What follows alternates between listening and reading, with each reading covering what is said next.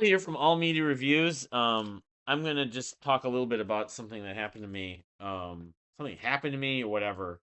A few things. This is another like addition to the video blog I did about Record Store Day.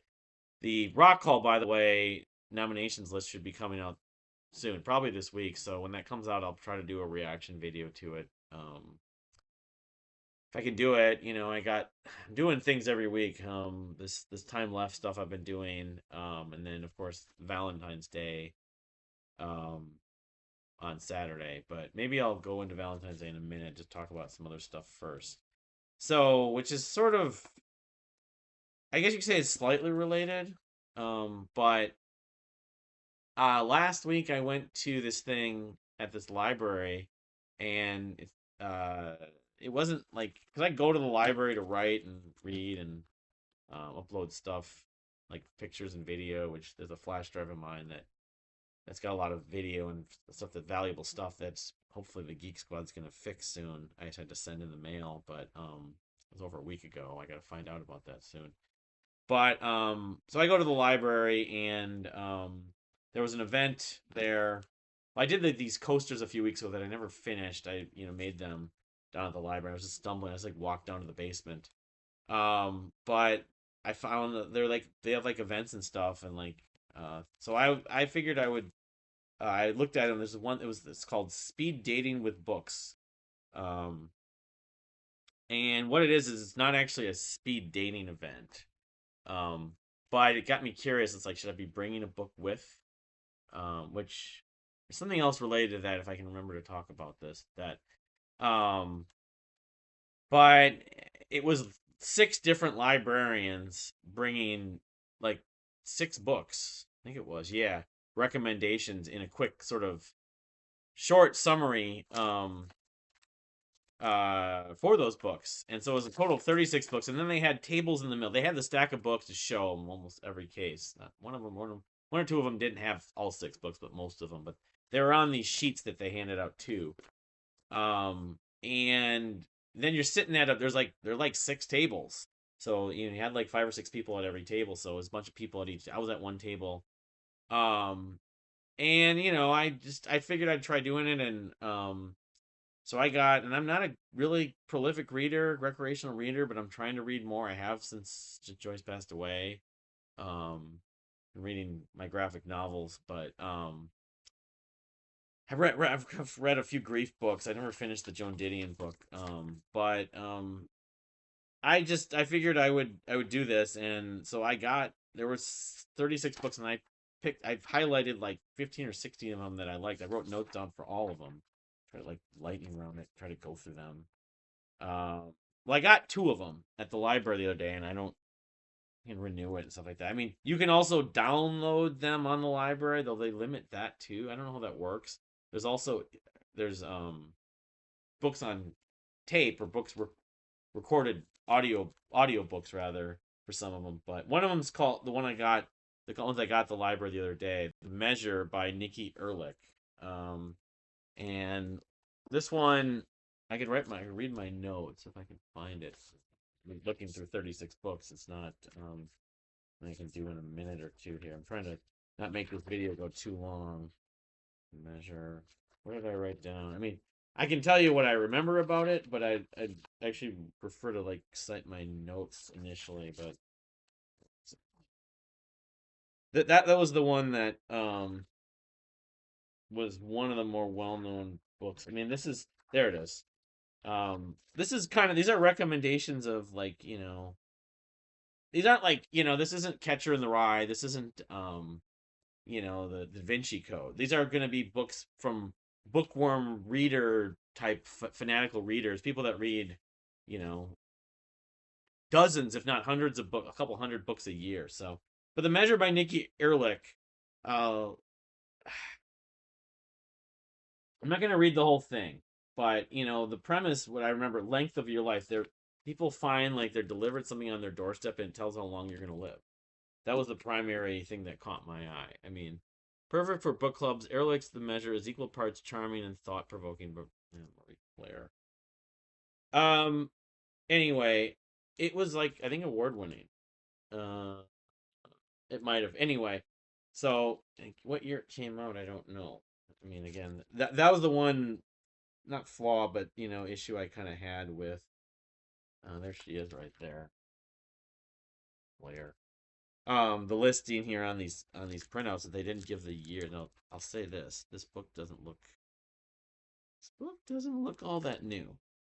Um, mm, if I had to guess, this was sometime in the '90s, but I have to look it up. I'll probably be shooting myself in the foot later when I find out when it was. But it's obviously been worn. But so that one, I mean, obviously hitting home about length of life and with the loss of both Sandra and Joyce recently, even Mocha to some degree. The other one I got that was just one of the 16 books I highlighted. Now is not the time to panic by Kevin Wilson, author of Nothing to See There. Um, and again, I'm looking. I mean, you think that would be standard to see dates on this, but let me look through the pages. There it is. My bad. I forgot about it. This is 20. This is a new book from 2022. So, memory of Eric Matthew Haley. So, in fact, this is one of the ones that was at the top.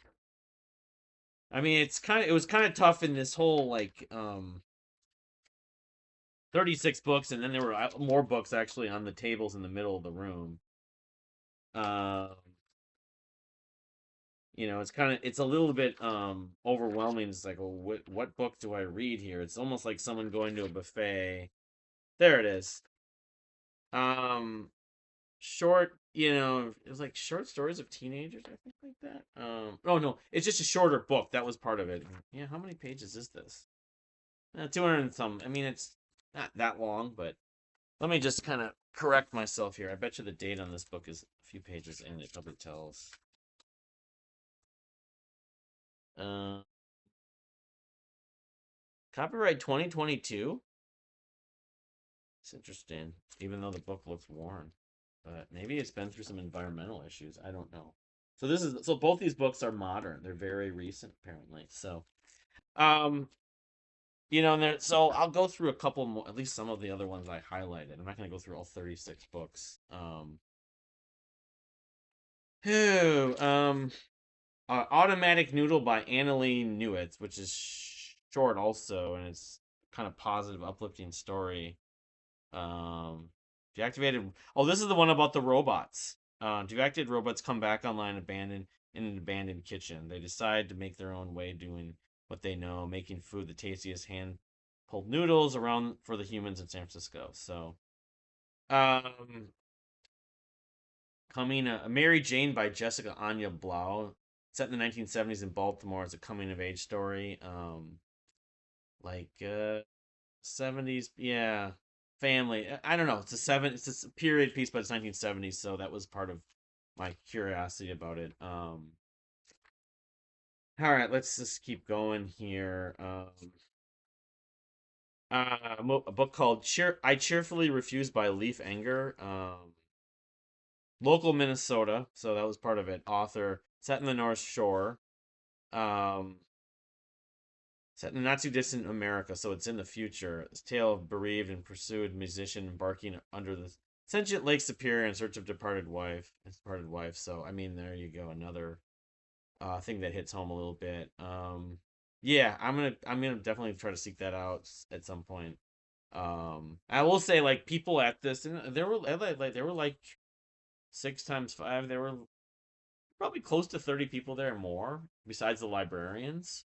And so a lot of people checked out books that were on this list at the library I went to, but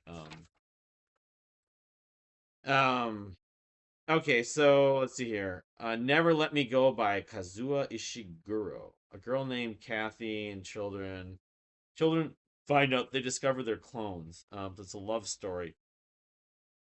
Limited life. Yeah, so I, kind of like Blade Runner and some of the other science fiction sort of stories. I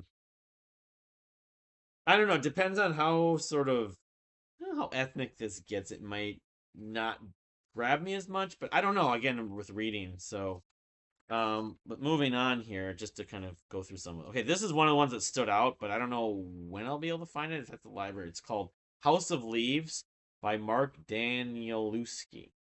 It's like a movie set in North Carolina, but they talk about a tattoo artist named Johnny Truant. It's kind of avant-garde, but the big thing about this book is that the way it's written, the physical copy, it's sort of avant-garde. They'll have pages of just like very few words, pages you have to read upside down, um, pages of lists. It's your non-traditional style of reading and novel, that kind of thing, which just kind of makes me curious.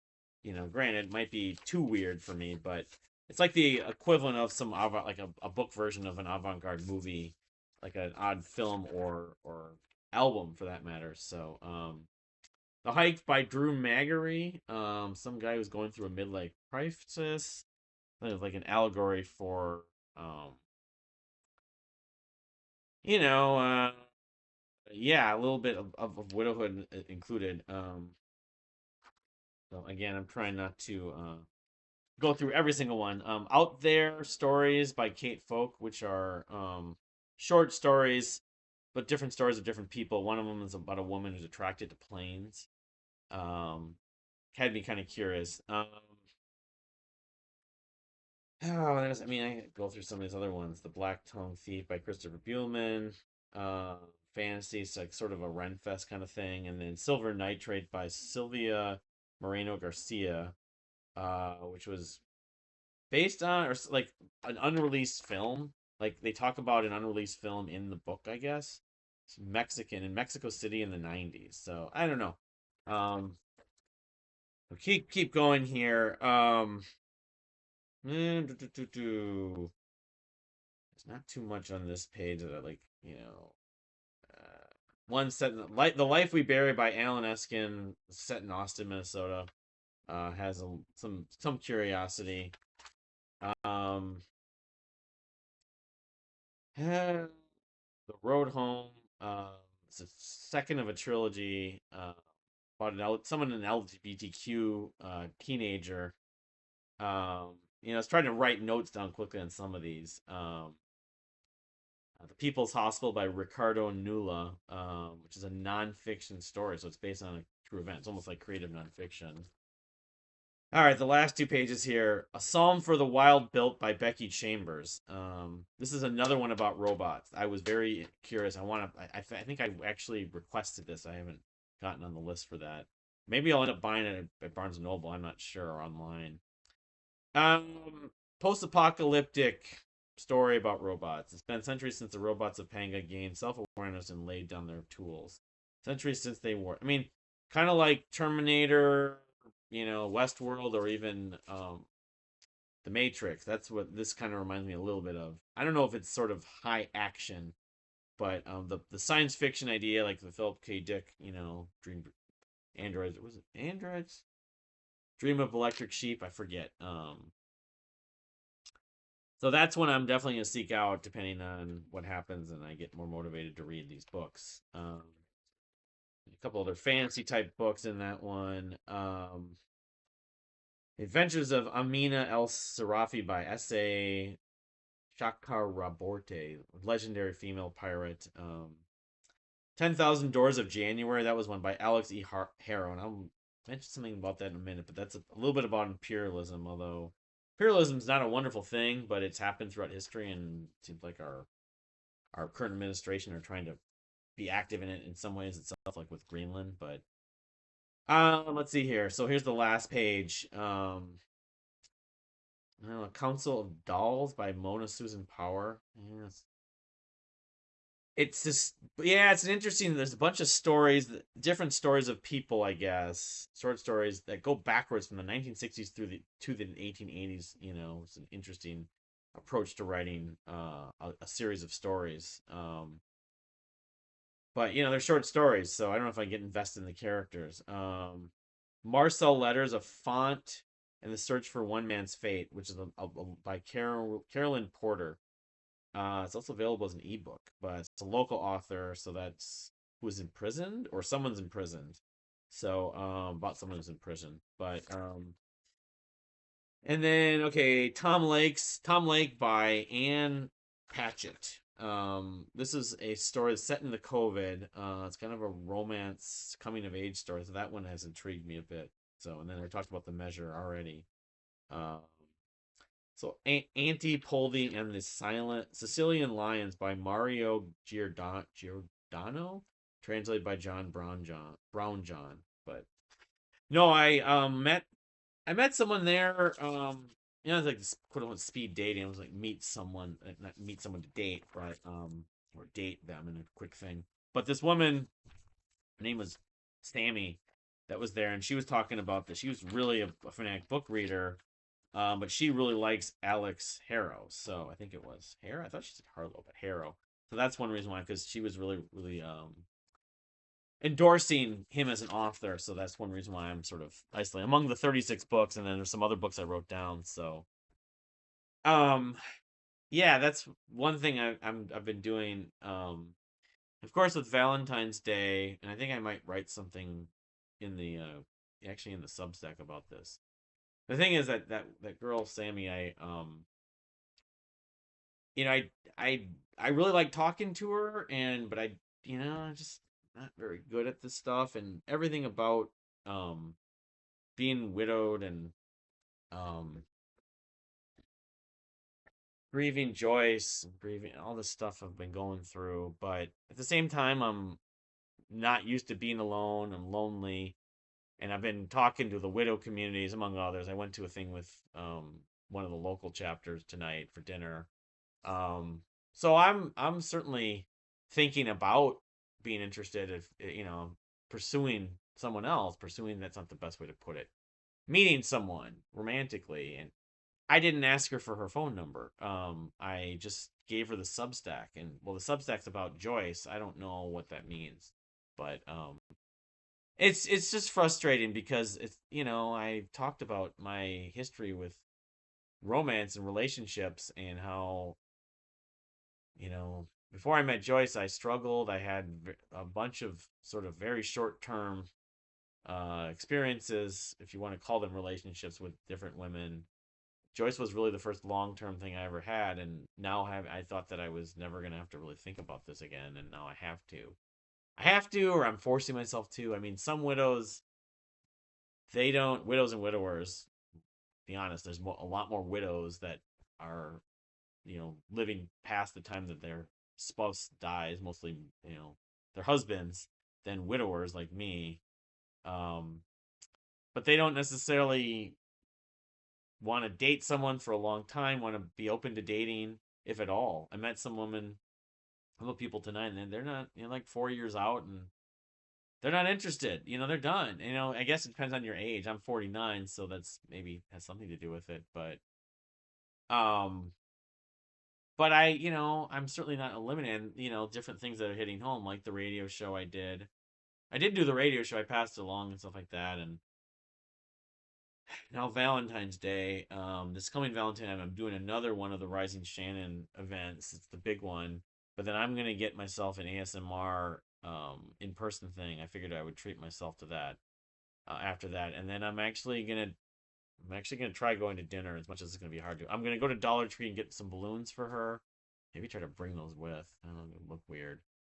I'm going to this restaurant that actually we were supposed to go with Rising Shannon in St. Paul on Saturday, but um it's hard. It's hard, and I'm just not very good at like reading body language and knowing what to say, when to approach women, and what the right place and not so great place.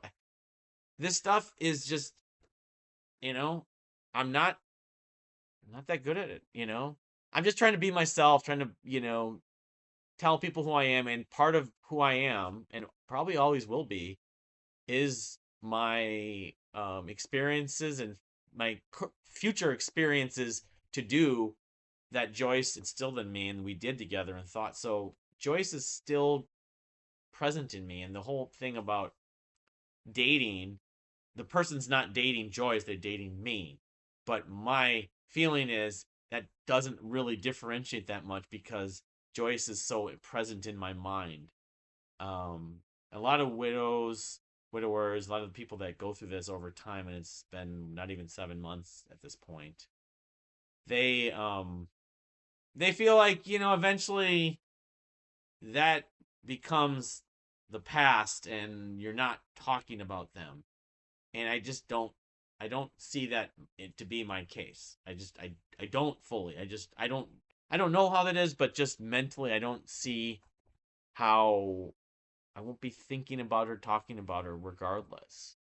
Um Maybe something will change, but I highly, highly, highly doubt it. I think 5, 10, 15 years from now, a year from now, 2.5 years from now, I will still be talking about Joyce. I will be still be thinking about her.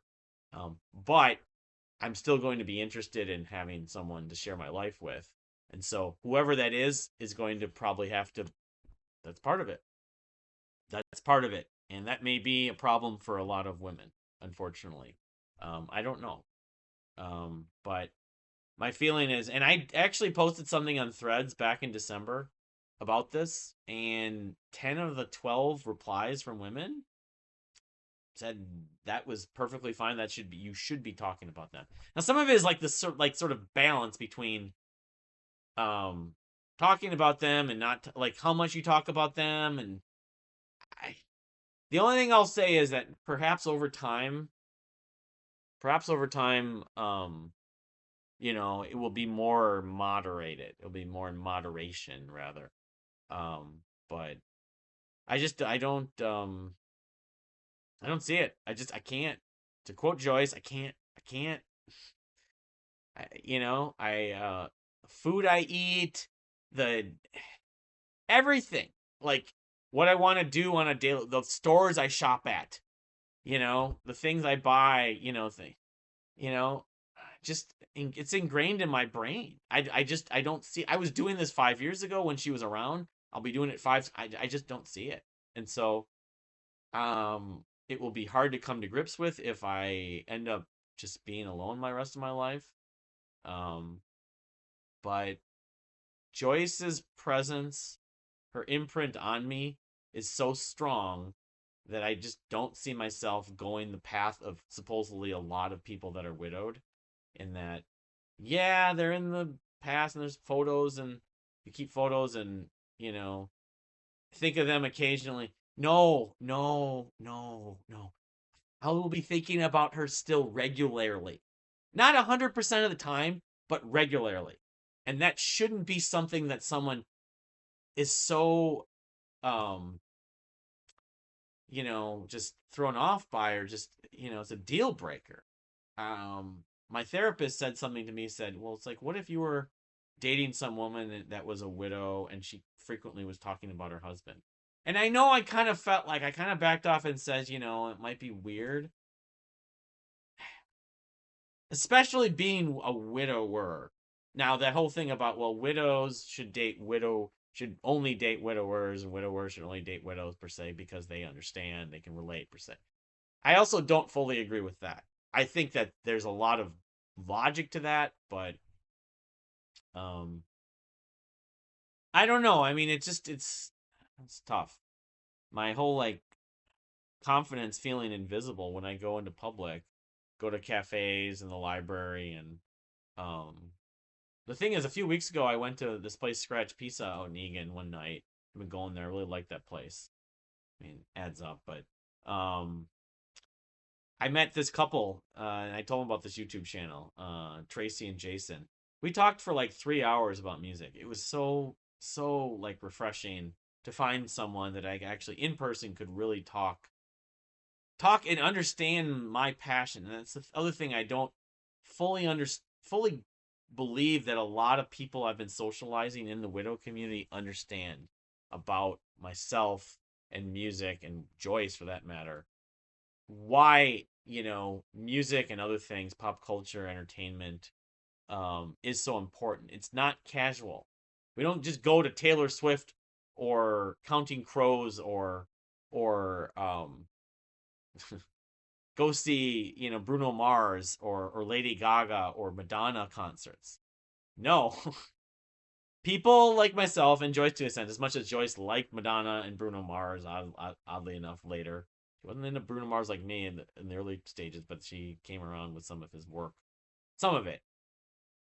We it's more important. It's like music is our like oxygen. And we make our top 10 lists. We do YouTube, we go to record store day. We go to lots of concerts. We follow the sort of listings, and it's almost competitive. I don't like to be competitive because it's just music is art, but we're just fans. But um people that are casual music fans don't now, what if I met someone that was more of a casual music fan, but became I always had that belief about became more of a music fan, just for whatever reason.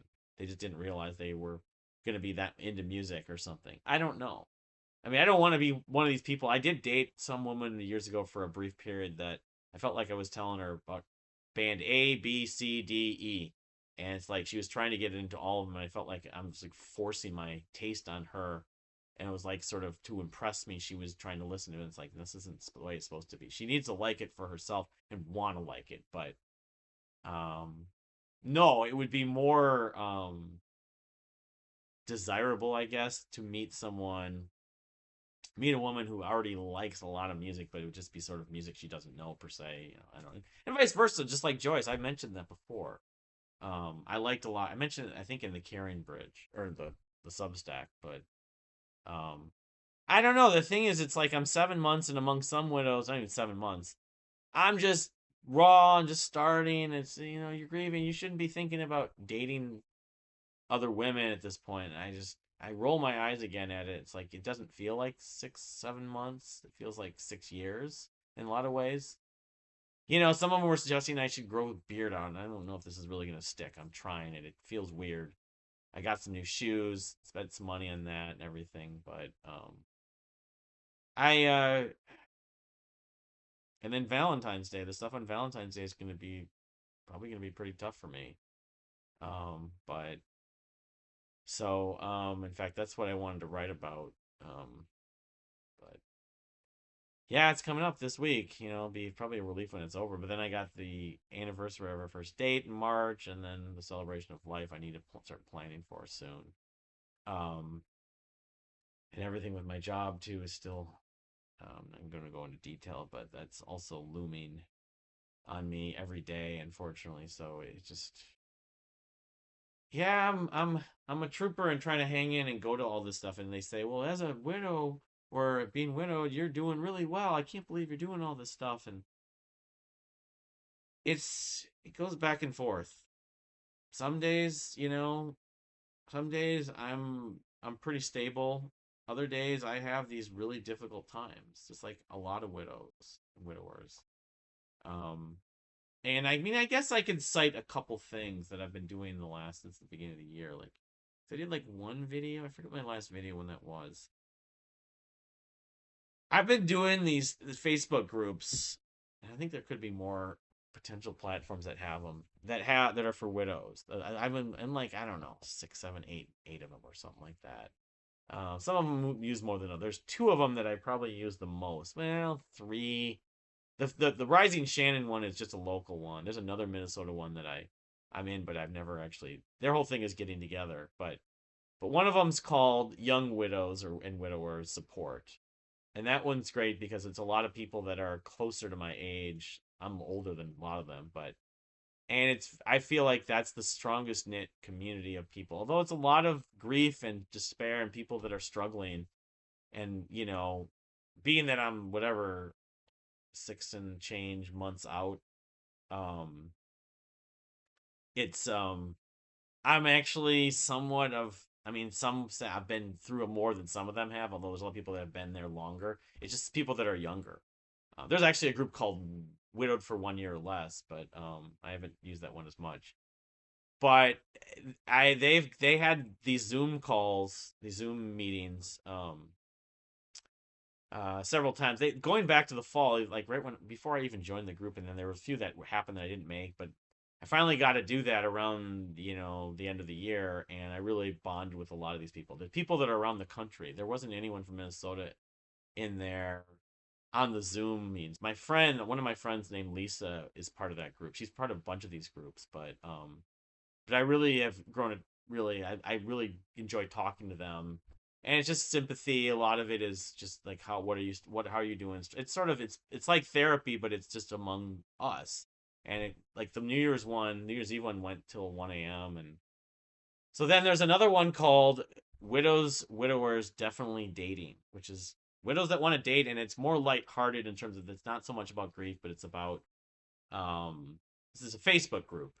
It's about sort of dating, humor, comedy. Some of it's sort of fun, lighthearted sexual humor that sometimes, relationship humor.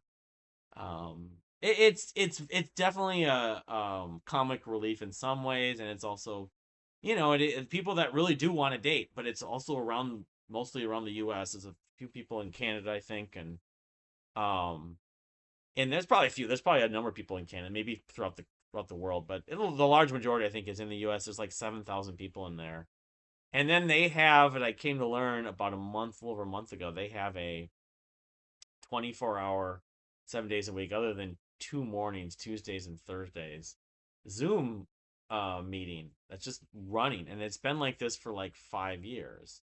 I don't know if both these groups have been around for 5 years, but most of them, not all of them, but anyway. And I, especially at the time Sandra became less available, and then after she passed away, I started using that Zoom, and it sort of since I've really struggled with trying to find people to talk to, and I eating dinner alone, and I've been making a lot of food, making some food at least. Some of it was sort of pre-prepared. I could just put on the pan or in the oven. Some of it is stuff I have actually prepared somewhat myself. I made the chicken thighs a few weeks ago. That Joyce made. She made it, I don't know, 50, 60 times in the last 5 years. It was from Tyson chicken thighs from Target. But um I like the dating Zoom 24-hour thing. People do it on their car, on their phone, and will be in there late nights, and I like them. I like a lot of people. There's one person from Minnesota that I met. She's the only person that's a regular in there from Minnesota in the Zoom. There's people in the Facebook group that are from Minnesota that haven't really used the Zoom that I'm aware of, and but um so I've been using that. It's been really helpful. But they're a little bit um sensitive to widows that are going through grief. A lot of them are widows and widowers, mostly widows again, that have been widowed for many years, 5, 10 years. A lot of them are like maybe 4 or 5 years, but whatever. Much longer than myself, much longer than a lot of people in the young widows. But the age ranges are kind of there's younger people in there because people could be widowed when they're in their 20s or even early 30s, to people that are in their 60s and 70s. So, but I've gotten to know them. Um, but I'll say they've been very guarded about talking about grief. And if it's a dating group, you shouldn't be talking about. I mentioned you shouldn't be talking about your spouse. So that's why I'm on the fence a little bit about continuing to use it. But I'm thankful it's still there. But it's I don't know. Stuff's a struggle, and it's I don't know. I'm gonna figure some of this stuff out. Um, in the meantime, I gotta just I gotta like events every week. Going to Time Left or going to they have coffee get-togethers. They're not dates. Time Left. Stuff with my synagogue, and they have events too. I went to Can Wonderland and screwed up on the drums on drumioki, but a few weeks back, and there's some other things I'm just trying to do the stuff with the library, and you know and that's kind of the way it is. I'm trying to figure out my life, and it's a completely different situation compared to when I was with Joyce, because it was just her and me.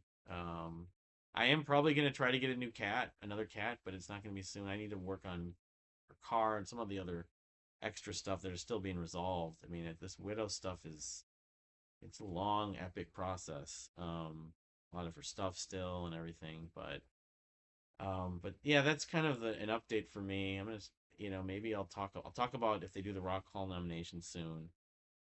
Reaction to that, hopefully. The Monkees, it would just be the thing if the Monkees get nominated. Now she's gone.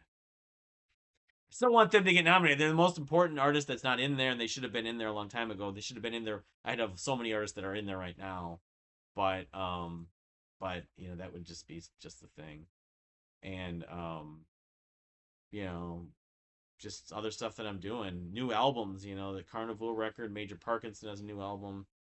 Of course, I haven't even listened to the Moron Police record, and there's a new archive record. Music, I'm trying to get myself more back into it, and it's slowly happening. And it's like the motivation to listen to albums, and when I started listening to that Paul Meany record in the fall, and I was in tears. It's like I can't do this. I don't know. So anyway, this has gone 35 minutes. So that's my video blog talking about the books and some other stuff. But thank you for watching, and we'll see you next time.